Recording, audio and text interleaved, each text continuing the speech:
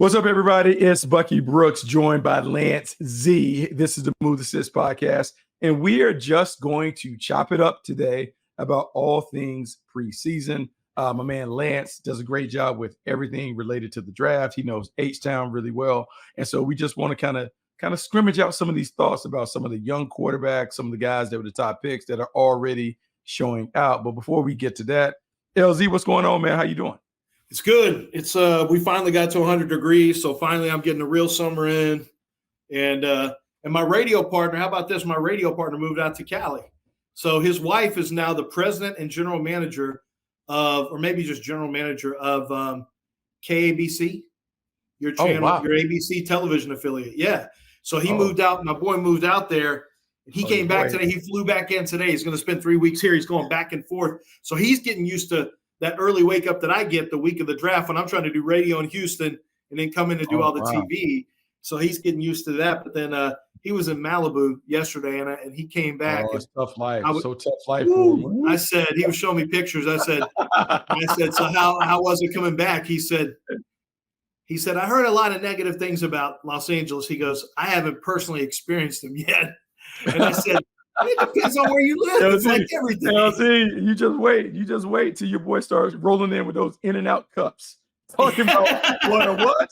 What a who? Yeah, we're going to wait. It's serious now. When you start turning your back on Whataburger, it's serious now. You officially flipped to LA.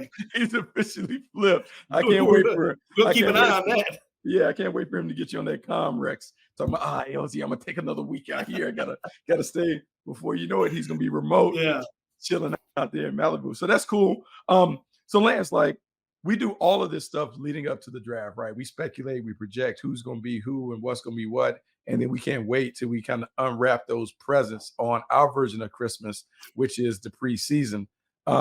Let's talk about the number one overall pick, Caleb Williams, because he put on a little show the other day, gave us a little tease. Do some of those little things that we saw at SC. What are your thoughts on Caleb Williams and what he's doing with the Chicago Bears? Well, I mean, so, I could end up getting labeled a hater here. Mama's going to say,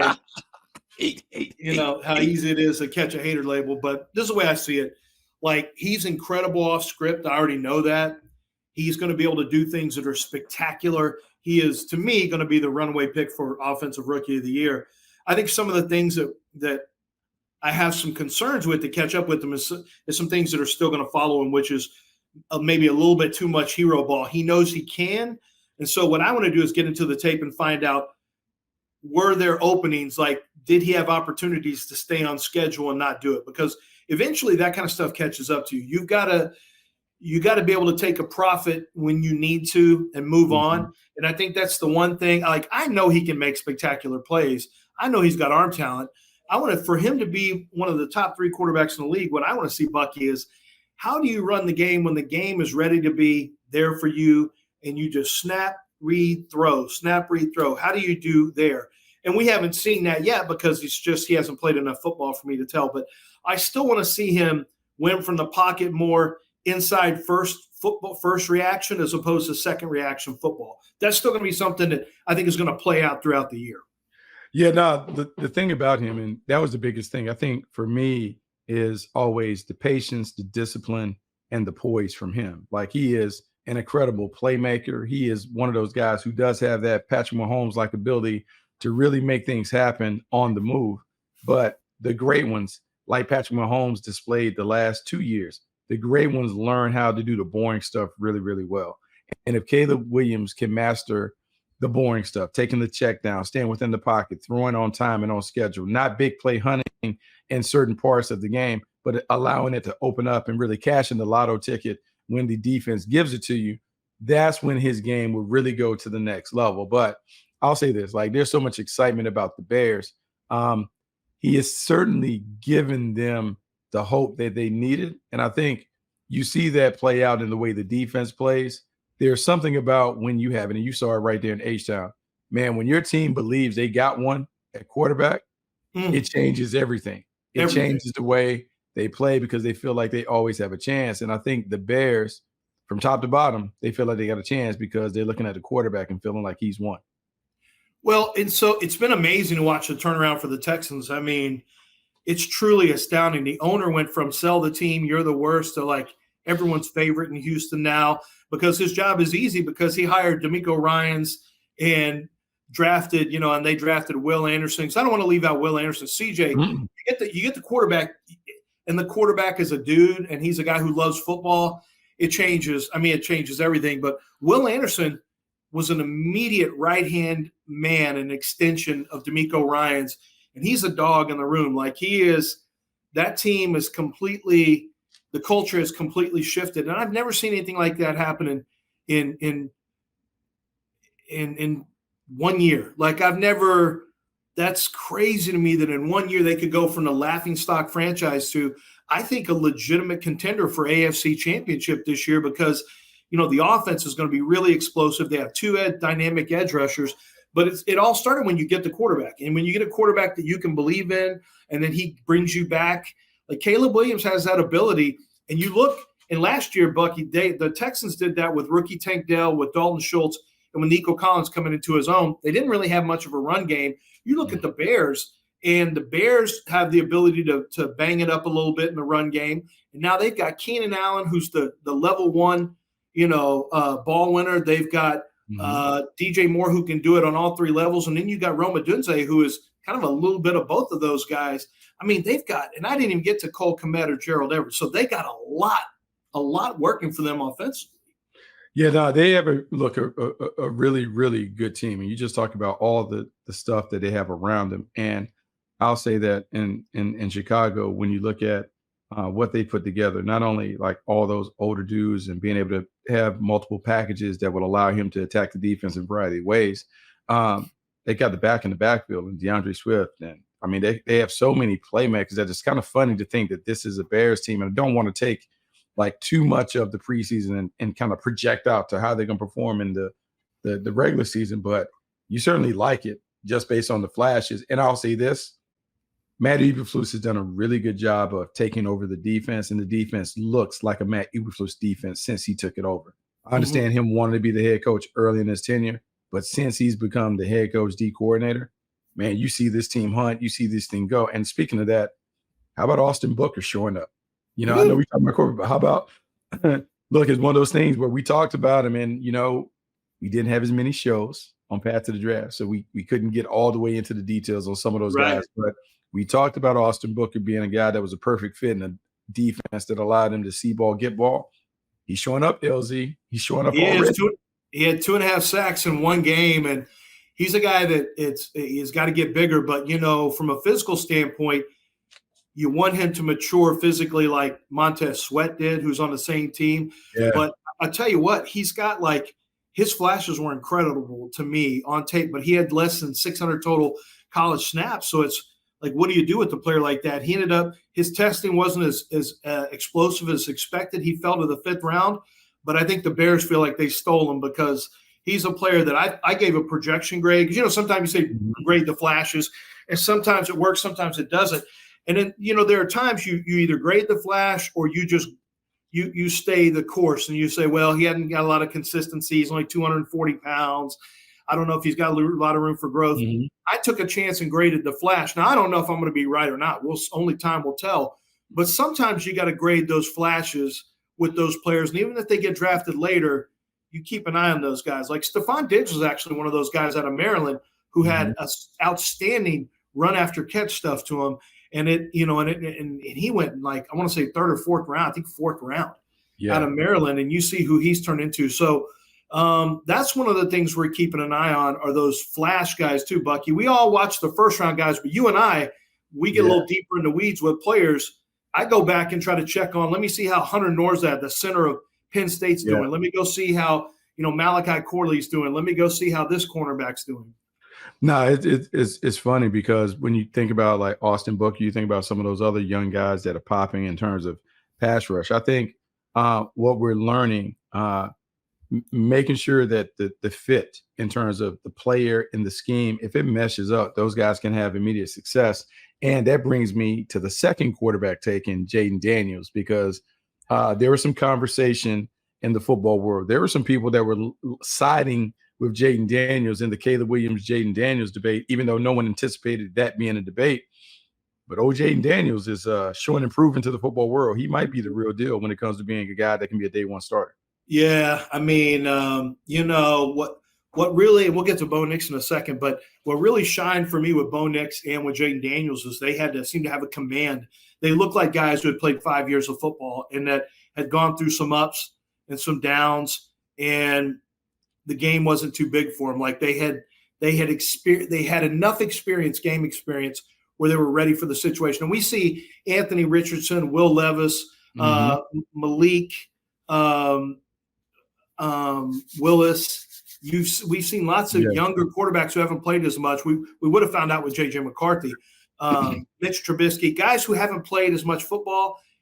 It's hard to learn and play on the move. There's something, I know people look down on sometimes 5-year starters, and these are old players, and Penix is old, and this guy's old, and this guy's old. Yeah, but you know what else? There's a level of maturity there in the game of Jaden Daniels. And I think what really separated him on tape, I thought, from maybe some of the other guys, was that he had true run pass. Like he was a pretty good pocket passer, and he would read the field. Now, I know he would take off early sometimes, but not all the time. When he sat in the pocket, I thought he got through his progressions. He just happens to be a really good runner. So I think it's going to be an interesting battle for Offensive Rookie of the Year this year. I think Caleb's going to win it, like I said, going away. But I think that early in the year, there's going to be some real flashes from these quarterbacks that I wasn't sure if we were going to see. So you bring up a really good point, and we will talk about Bo Nix and those things. But I think is one of the things that we'll have to start baking into the evaluation when we talk about quarterbacks, because even though J.J. McCarthy and Drake may flash, their flashes look different than the old guy flashes. Like the maturity that we see, and you kind of throw Caleb in there, but not really, but just the maturity that we saw from Michael Penix, what we saw from Bo Nix, is just a different thing. And I kind of compare it to, and even though he was Mr. Irrelevant, I call it the Brock Purdy effect. There is something to playing a bunch of games in college that allows you to play pretty well in the pros. When I look at Brock Purdy, played 49 games. He started at Iowa State, had 30 wins, nearly shattered every record at Iowa State. You then look at Michael Penix, and he had an odyssey that finally finished in Washington. But think about the amount of games that he played. Bo Nix playing in the SEC and the Pac-12, 64 starts. He goes to Denver, and Sean Payton is trying to squash the excitement about him. But how can you not be excited about what he's displayed? Lance, I think I'm beginning to think, hey, man, I might want to start looking at some of these older quarterbacks that might have some scuffs on them, that it may not have been perfect, their journey, but that experience appears to give them this command and confidence, particularly early when we're looking at the preseason games. They've been through adversity, and there's something for scouts. I know, Bucky, and you've been there in the rooms. There's something about knowing, because if you've got a guy who's been through adversity and overcome adversity, it could be personal in his life. It could be in the classroom. It could be a physical issue. It could be any number of adversities. When you've overcome, every time you have to face an adversity and overcome, you can kind of scar up a little bit and learn coping mechanism and learn how to overcome. It's something you have to learn. You can't just be fed how to overcome adversity. That's something that has to be a learned skill. Some people have it. Some people have to learn it. You got a quarterback there. You and I talked before we got on the mic. I mean, on the screen here. But Mac Jones faced the tree. He's not a rookie, but he came from that fantastic 2021 rookie draft, that quarterback draft that's looks like a bust. So did Trey Lance, Justin Fields. Man, those guys have faced tremendous adversity. Now Trey Lance has another chance, right? You got Justin is going to get another chance in Pittsburgh. Of course, Mac Jones. These guys have been through different types of adversity, but I think it's interesting that Mac Jones looks really good right now in Jacksonville. He doesn't have a care in the world. He's the number 2 quarterback. Nothing really expected of him, and he's in a much better situation. But he's also a guy who has been through the tough times. Rich Gannon, late in his career, had been through adversity. Drew Brees had gone through a level of adversity before he came to the Saints, both physical with the shoulder and also with them drafting a quarterback behind him. There's something to be said for quarterbacks who have some talent, who know how to get through adversity. And Bo Nix is stepping right in there like he never. Now, I also thought that was a great fit with Sean Payton. Yes. I thought that was the perfect fit. 100%. Yeah, but when you think about it, when we said it, and I think we talked about it, Sean Payton wanted his version of what he had in Drew Brees. And even though we didn't make the direct comparison between Bo Nix and Drew Brees, we could look at some of the traits that Bo Nix exhibited in college and say, yeah, I can see that. His athleticism, one, son of a coach, high football IQ, very mature, very poised, has bounced back from some adversity to become, I would say, a lights out starter at Oregon. And you saw all of that come into play. And so when he comes into the room and Sean Payton is talking to him about ball, they can talk high level X's and O's. And there's so much film on him that Sean Payton has a clear, I would say, assessment on who he is, where he is, and how to build him up from there. Whereas maybe with some of the younger players, it's more guesswork and projection in terms of what it is. And I know in the scouting world, when we do these things, when it comes to the draft, like Lance, there's the debate between, do I want the guy with the high floor or the high ceiling? And so the high floor player is more like a Bo Nix, where you're like, I don't know how much is left, how much more he can improve. But if you know where the baseline is, can I build an offense around what his baseline is going to be and be really successful? Yeah. These experienced quarterbacks might give you an opportunity to better build around them because you have maybe more certainty in terms of the type of player that you're going to get when you put them on the field. Yeah. And, when you've seen everything from a quarterback, I'll give you an example. Like CJ Stroud here in Houston, he has just tremendous upside. I think the sky's the limit for how good he's going to be. When you really break it down, though, he faced adversity last year to an extent. He faced some different levels of adversity with Ohio State. But when you really break it down, he won a lot at Ohio State. And even last year, a lot of his adversity came in small batches. Like, what happens if he loses 3 games in a row? I don't think he's ever lost 3 games in a row in his college or pro career. Like, how do you handle that? I'm not saying he's not going to handle it. He probably is. But those are little things. I promise you, Bo Nix went through all kinds of adversity, being in the SEC at Auburn, running for his life and having people doubt him.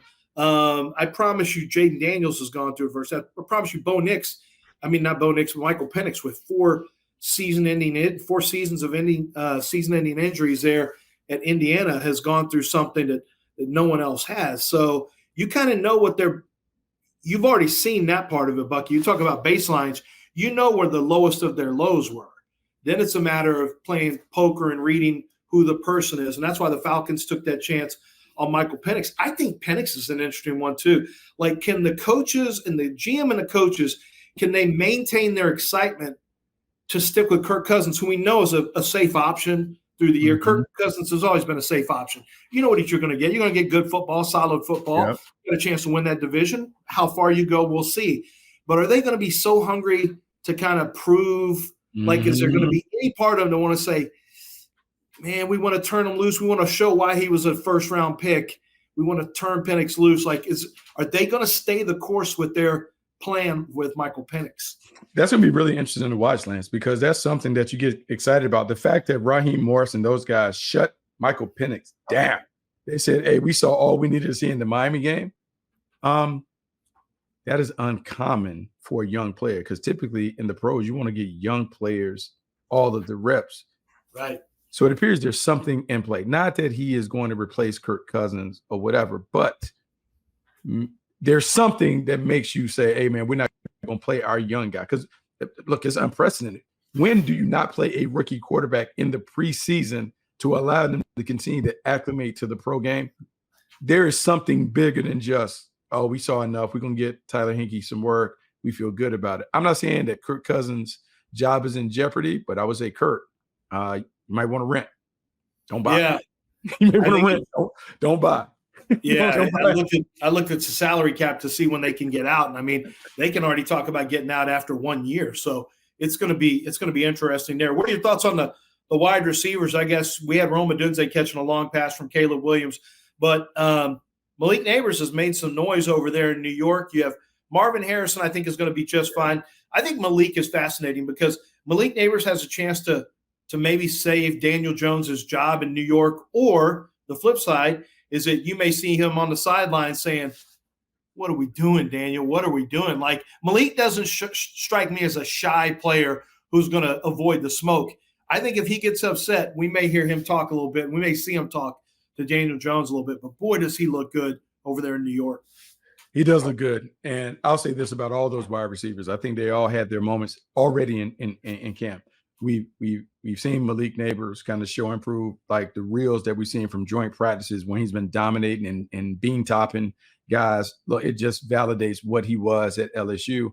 And the thing that everyone told you at LSU about him is he's a dog, D-A-W-G. He's competitive. He's feisty. He got that bite to him. And it shows up in the way that he plays, because we already saw him trying to fight some of the Detroit Lions in their joint practices. Then when you talk about his partner, BTJ, Brian Thomas Jr. is so smooth. He's quiet, but man, he goes about his business. The first reception that he has down in Jacksonville is an explosive play, and he continues to dazzle. He was one of the stars of their joint practices against Tampa Bay Buccaneers.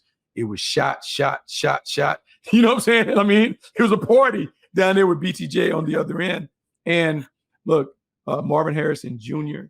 is interesting because, one, I heard his comments on the interview. He talked about why he elected not to work out at the combine and the pro day, saying, look, I dominated in college since my freshman year. What do I need to prove to people working out? I wanted to get ready to fare well as soon as he stepped into the league, and he's done that. And then Rome Odunze, who we always talked about, the mature, consummate professional. You see him connect with Caleb Williams. And wide receivers are typically a very volatile position when you're trying to evaluate, sometimes at the top of the board, because a lot of times it depends on the scheme and the quarterback that you pair with. It appears that this class, particularly at the top, all these dudes can get it done. Yeah, it's going to be it'll be a fun class because running backs probably not as much, tight ends not as much, but there's some defensive players, and we can get to that later on. But I think it's going to be as fun as I expected at the quarterback spot for rookies. I think we're going to have 3 that make a lot of noise, maybe 4 if Drake May ends up getting that job. I think that one's maybe not until later in the season. It's too bad what happened with J.J. McCarthy. We'll have to keep an eye on Michael Penix. But from a receiver standpoint, there's a lot of guys, including – I'll just throw one little – before we wrap this one up. I wasn't high enough on Cooper Kupp coming out. I liked him. I just wasn't high enough. I wasn't high enough on Puka Nacua coming out. I liked him, but I wasn't nearly high enough. And I got Jordan Whittington busting my ass. And I'm like, man, is he going to turn into – did the Rams find another one? Is this going to be – like, I know I didn't see special with him. I liked a lot of the elements. I just didn't think he was a plus enough athlete. But that was the same thing I was saying about Puka Nacua, and I missed. Yeah, you know what? I think Les Snead and Sean McVay have a sweet tooth for the mature, underrated pass catcher that they can plug into their system, and the system allows them to play at an elevated level. This appears to be another kid that they found that kind of works well with what they're doing. And given their offense and I would say they've kind of found the prototype for what they want, the mature route runner that is handsy, that has some physicality and toughness to him.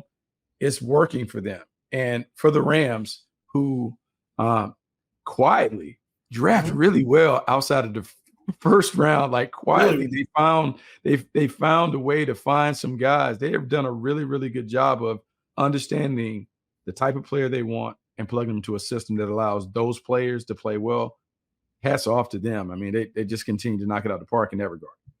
Yeah, really, really well. They could have had the offensive and defensive rookie of the year. The Texans got it last year, but I mean, you could have made a case for Puka Nacua and Kobe Turner. Kobe Turner also on the interior. Kobe Turner was phenomenal. Puka Nacua was phenomenal. And those guys weren't drafted. I mean, Kobe was drafted, I believe, in the 3rd round, and Puka was out in the 5th round, 5th or 6th. Yeah. So, I mean, that's rare stuff that we're looking at. So, look, on the other side, we're going to take a break right here. We're going to talk about defensive players. So hang with us. We'll be back. All right, Lance, you finished that segment talking about defense and Kobe Turner. Let's talk about some of these defensive guys that have shown up, like guys that immediately – I got to talk about you guys because, you got Chris Ballard. I would like him to be a friend of the program. He's not a friend of the program, but I know he's your boy. He appears to have found another one in Layatu Latu in terms of perfect freak athlete to fit his system. He's Chris thought, we talked after the draft was over. He didn't tell me anything during the draft. I mean, I don't know what kind of. Wouldn't tell you anything. Man, look, Lance, I'm gonna get on Chris. Once they get to a certain level, all of a sudden they clam up. Man, he used to be your boy. Ryan Poles was your boy. Man, they get quiet, don't they? I mean, they leave you on red on the text. I'm not gonna tell Bucky, just stop. Just stop. It's between us. They don't give you anything. Nothing. But it's crazy. He told me, they thought Latu was the best pass rusher of the three rushers. And when you looked at it between Jared Verse and Peyton Turner, Dallas Turner, and God, I got all these rookie names all over my head. Dallas Turner, Latu, and Jared Verse, realistically, I haven't seen many rookies coming into the league who are this skilled as Latu. Latu is on a very rarefied air when it comes to his approach as a rusher. I had questions about if he was as athletic as the other guys. He was. I mean, his 40 time was good. He tested well. All three of them did. But I think what Ballard really loved about Latu is that they saw somebody who had great rush instincts. It's not where he had to set up. You could say, well, he has great rush game plan.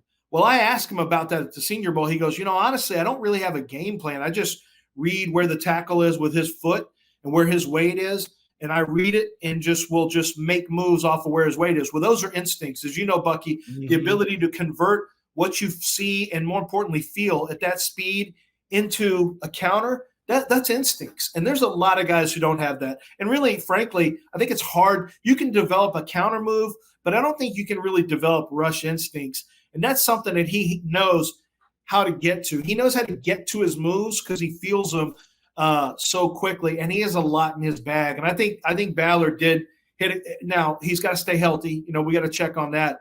But I know they are really, really excited about both A.D. Mitchell on the offensive side and then Latu on the defensive side. Yeah, no, they hit it. And I'll say this about Ballard, man. The one thing that I can appreciate is he has leaned into what a lot of scouts always talk about. Like, we can talk about bigger, faster, stronger. We can talk about going after these athletic prototypes. He has been going all the way in on give me the best athletes, and I'm going to rely on my coaching staff to get those guys right. When we looked at all the testing numbers, Lance, all of those guys had to hit certain benchmarks in testing. He is going to get the most athletic team that he can find and then put the onus on the coaches to develop them. And when I think about Latu was a very polished and skilled pass rusher. And one of the things that really let me know that is not only the tape, but when he talked about it, he could walk you through the whys behind his attack. He could walk you through, hey, he was sitting here, so I wanted to go outside, or, oh, he was oversetting outside, so I gave him an up and under and came through.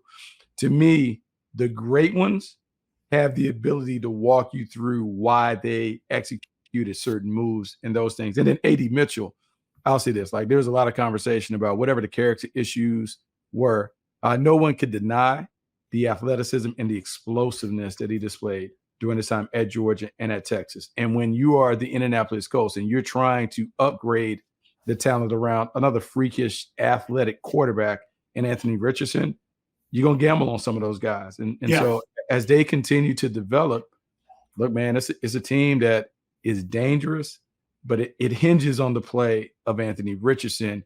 And to me, he's the biggest question mark because he didn't enter the league with a lot of experience. He only played 4 games last year, so he still is an unknown at the position, even though people got him fast-tracked to be an all-pro, Pro Bowl caliber player just based on the freakish traits that he has. That's another traits pick, but, you swing for the fences, and that was one where I said, man, how could you – like, I didn't think he could draft Anthony Richardson. I'm like, you guys got to win now. How could you – like, I remember seeing him at the combine. He's like, look at that guy. And I'm like, yeah, but you can't draft him. You're going to have to go – you got to try to figure out, C.J. Stroud or get your hands on Bryce Young. You're going to have to go on those two because you got to win now. You can't draft Levis or Anthony Richardson. He's like, why can't I draft one of those guys? I'm like, well, because you got to win. You got to win now. Because you got to win right now, bro. I said, you got to win. What are you talking about? This is 2 years ago. And he said, I'm going to do what I think is best for the Colts, whether I have a job or not. He goes, I want the Colts to get the right player. And even if it's not in year one, we want to get the best players. And that's a lot of times you get general managers and especially coaches who have, player picking duties. They start doing some CYA drafts where they I need somebody now because I'm trying to hang on to this job. It's not easy to draft for what you believe is the best long-term player who may need development. And A.D. Mitchell is one of those guys who needs some development. But, I think one of the reasons you saw Ballard come out so hard in that press conference about people who came after A.D. Mitchell is he wanted to let A.D. Mitchell know that he had his back and that he was going to be there for him. And I think A.D. Mitchell has responded in camp by playing at a really, really high level. And he's one of those guys, when I talked about grading the flashes in the last segment. So C.J. Stroud had crazy good flashes against Georgia. And that was one where I had to say, man, regular season C.J. Stroud was good, but he wasn't great. Georgia C.J. Stroud was special. Do you grade the flashes? It turns out he looks like the guy that played Georgia. With A.D. Mitchell, a lot of times you can see him coasting. It's not always consistent. But when you watched him against Alabama, where he had come over from Georgia, he had come from Georgia. So he already had, Georgia, Alabama. You got that thing going. He showed out against Alabama. If you watch his Texas tape, he really flashed against Alabama. He was spectacular. Speaking of a guy from Texas who was spectacular in a game, Xavier Worthy also had a really good game against Alabama last year in a win at Alabama. And he's with Pat Mahomes now. I got to know, do you think I've got him too far? I looked at my offensive rookie of the years. I had to write an article. And look, I've got first is Caleb Williams. Second is Marvin Harrison. Third is Jaden Daniels. But I don't put Xavier Worthy until seventh. Now, is that too low, Bucky, do you think? Because don't burn up all your gas on the rookie stuff. Let's talk about Xavier Worthy. Don't let me know all the stuff. We're going to talk about that. We're going to tape a pod later in the week where we're going to talk about all the things. All right. Xavier Worthy. So Xavier Worthy, here's what I'll tell you about Xavier Worthy when I look at him. So Andy Reid and coaches who have been around for a long time, they often harken back to their previous players when they make comparisons. Yeah. And I didn't think about the comparison for Xavier Worthy throughout the draft, but Andy Reid compared him to Deshaun Jackson. And when you think about Deshaun Jackson and what Deshaun Jackson was for Andy Reid with the Eagles, big playmaker. I think people forget. I think Deshaun Jackson is right there with Jerry Rice in terms of big play touchdowns, in terms of 50-plus yard touchdowns in the National Football League in his career. That's what Deshaun Jackson was. If Xavier Worthy can give the Kansas City Chiefs some of that, it changes the way that they play. Because right now, the last 2 years, they've had to play half-court basketball because they didn't have the ability to stretch the field, really. Xavier Worthy immediately gives them that. They were hoping on Hollywood Brown. Hollywood Brown has been banged up, so we'll see when he comes back. But Xavier Worthy stretches the field, gives them a little more big play presence, and that should open up the field for Travis Kelce and some of the guys working underneath.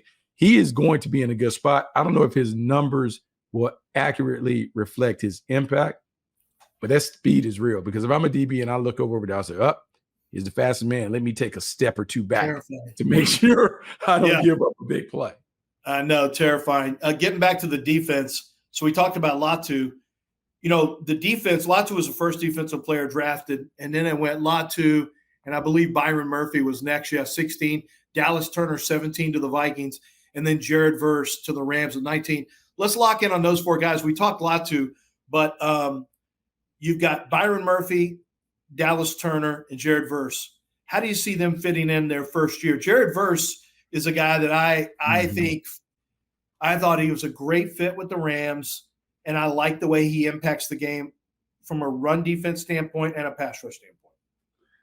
Yeah, now those pass rushes are good. So now, in talking to Jared Verse, I went out to Rams camp and talking to him. He just talked about learning from the guys and how they have a really good room and how no one is expected to really fill in for 99 Aaron Donald, but just how they could collectively get it done. And when I think about Jared Verse, not that he's the same player, but I think his blueprint has to be the same one that Khalil Mack used. Power rusher. I'm going to overwhelm you with my ability to physically beat you at the point of attack on my way to the quarterback. He has that in his game. And as a high IQ player, I think if he can I would tell him, hey, man, I want you to look as much Khalil Mack tape as you can and learn how to put your hand right in the middle of that defender's chest and then make a decision off of his reaction. If he adds that part to his game, and dominates with his explosiveness, I think he can be a really solid player. Dallas Turner, the one that has stood out to me, and some of that is what he's able to do as a really good athlete coming off the edge. But a lot of it to me is what Brian Flores does in terms of creating the one-on-ones.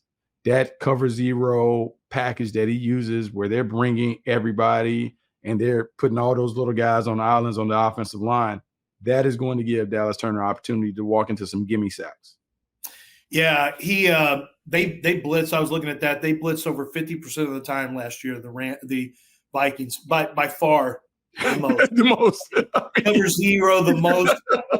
Blitzing over 50%. I mean, they were coming every single time. And now you got something where Brian Flores actually has an opportunity to show you a bunch of blitz and then bring it back. He can start showing blitz, create some confusion because that's his tendency now, right? So you go into the season, you start mugging guys up in the A gap, you start walking guys up off the edge, and you're going to start saying, uh-oh, and you're making protection calls, and then boom, they're dropping out, and all of a sudden you got a protection call that has created a one-on-one for Dallas Turner, and you got some real problems if you have an offensive tackle that's not the most athletic guy. So I think the fact that he's shown such a tendency to blitz, and now he has a guy who can win one-on-one, it gives him a little bit more leeway in terms of creating rush. Now they got 12 and a half sacks or more out of Danielle Hunter last year. Danielle Hunter. So Hunter is now with the Houston Texans, but he put in big sack numbers in that same defense with lots of blitzes. So even if there's lots of blitzing, it's still all it's going to do is benefit Dallas Turner. But what I'm telling you is that Turner, and as you've alluded to, Bucky, he's good enough as a one-on-one rusher that you may not have to blitz quite as much as you had to last year. No, and it's funny. God rest his soul. Gunther Cunningham, former defense coordinator of the Kansas City Chiefs when I was there, later of the Detroit Lions and some other spots. He used to always talk about, my job as a D coordinator is not to blitz to get people free, but is to blitz to give you one-on-one opportunities where you can showcase your one-on-one talents. Yep. And if you think about Brian Flores and what they do, dialing up the pressures and bringing cover zero and going after people, a lot of that is designed to give guys like Dallas Turner an opportunity to walk into sacks because he has a chance to overwhelm someone with his speed, quickness, or overall explosiveness. As we think about the Vikings, because I feel like people are sleeping on the Vikings, they have a defense that could be problematic because Jonathan Grenard, that came from he can rush now. He's got some talent as a rusher. Yeah. So now you put him with Dallas Turner and like an athletic thing. They signed Gilly Locke, Stephon Gilmore on the corner to give them some savvy and some experience on the perimeter. That could be problematic, Yep. And so I'm looking forward to that. So look, Lance, I kept you too long on this pod. So what we're going to do is we're going to end this one, and then we're going to come back later in the week and have another one that's going to be real good for tomorrow. So look, that's the Move to Six podcast for the day. Me, LZ, we'll be back later in the week. I think maybe we'll drop one tomorrow for you guys to do it. So until then, make sure you subscribe, rate, review, download, tell a friend to hit up our podcast. We're trying to grow the community. So make sure you come back and listen to us. Until then, we'll talk to you tomorrow.